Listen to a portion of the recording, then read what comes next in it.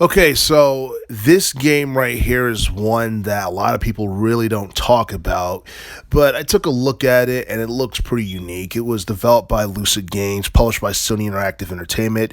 It came out back in 2021 in February. I'm talking about Destruction All Stars. It's basically a vehicular combat game that it resembles Twisted Metal, but it's different. It's like a commercial T-rated version of Twisted Metal, which a lot of people look at that and find that instantly unappealing because there's no.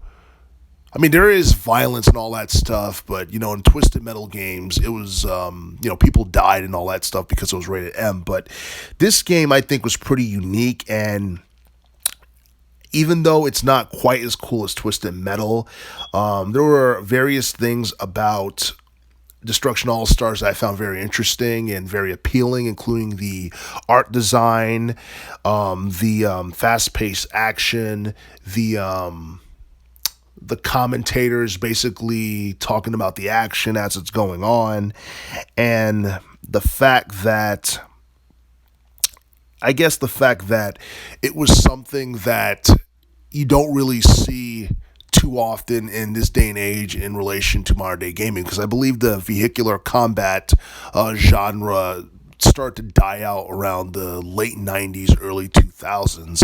And I do know, like, there's been rumors of a new Twisted Metal game sometime in the future, but I do feel that this particular game had a lot of potential, but there were some like areas where the game fell short.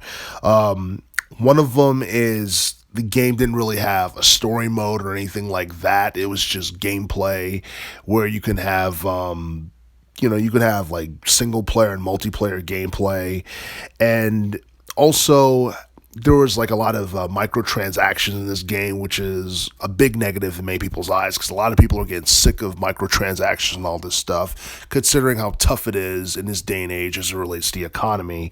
But I feel that Destruction All Stars could have been a better game, but I do feel that the overall presentation was pretty cool. Mixing vehicular combat with sports entertainment to give players a spectacle where they can have fun and, destroy things without actually killing anybody in the process. But the thing is, I think that's the problem. A game like this would have been better off if it was rated M, and it would probably have attracted more people. I doubt this game would get like a cult following years down the line because things have changed, and vehicular combat genre type games are not as popular nowadays as they were back in the day. But this game is a PlayStation 5 exclusive, and I'm pretty sure that people have reacted differently to this game, and they all have their own respective opinions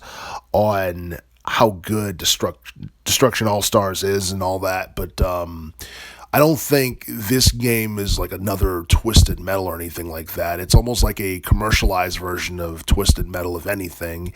And I do feel that as a PlayStation 5 game, I don't think it's worth what its original price tag was, because I believe that during launch, it was somewhere between it was at least $59.99. And, when you buy this game, even though it's a solid game, I don't think it was worth that much during its launch. But then again, this was for the PlayStation 5 and the PlayStation 5 only. So I wouldn't be surprised, if there were people who felt like they needed to pay that price in order to play this game. And sadly, they probably got less than what they were asking for. But at the same time, Destruction All Stars as a video game looks pretty cool, plays pretty nice. But the thing is, it could have been better.